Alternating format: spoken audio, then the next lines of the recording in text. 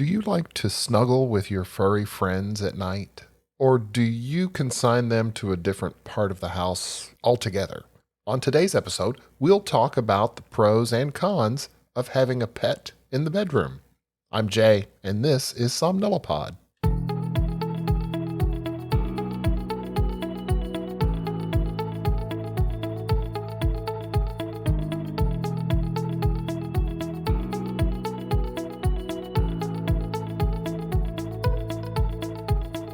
Hello, everybody. Welcome back. It is a cold, rainy, blustery day here at home, and all I want to do is grab a blanket and snuggle up on the couch, watch some TV or read a book.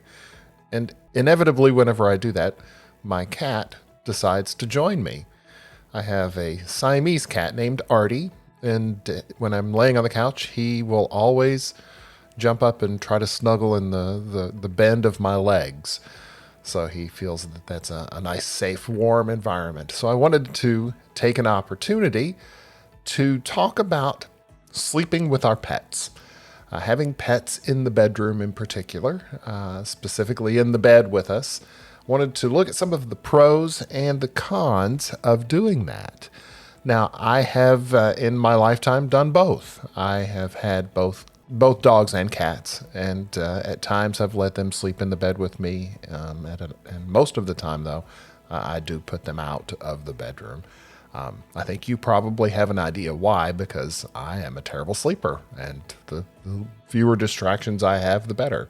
We'll talk a little bit more about that later. But I wanted to look at some of the numbers about people who own pets and let those pets sleep in the bed with them. The American Veterinary Medical Association estimates that about 40% of Americans have dogs and about 25% own cats. And of those pet owners, it's estimated that 50% of the dog owners will let the dog sleep in the bed with them, and about 2/3 of the cat owners will do the same.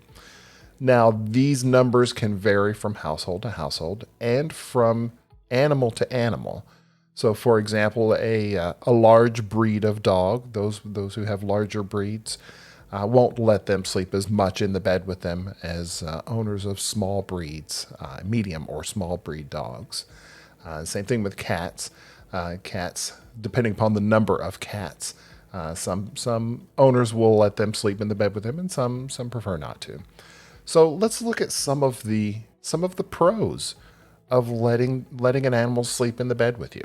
There are a number of people who have some issues with anxiety and with depression. And having an animal in the bed with them can often help ease some of that anxiety and make them feel much more comfortable. So they're able to drift off to sleep a little bit easier than not having the animal with them. Also, studies have shown that the presence of animals for patients or for people who are depressed can often have a beneficial effect on them as well.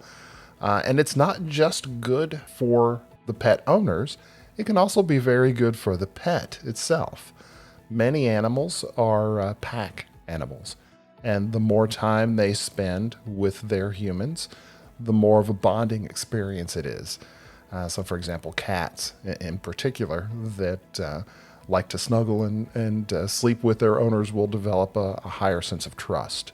Same thing with small dogs and with some of the larger breeds of dogs.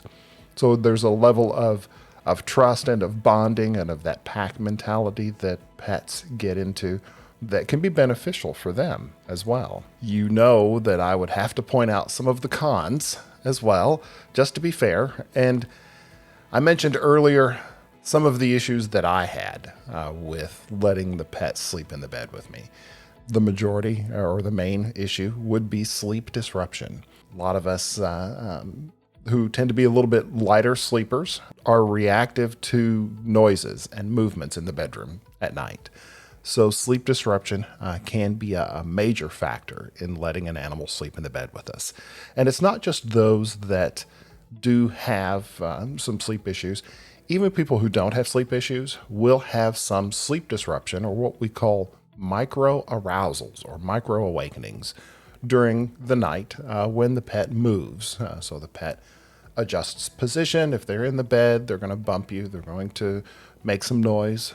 These are things that can disrupt the sleep cycle and keep you from getting the deep levels of sleep that we all need and that we go through several times a night.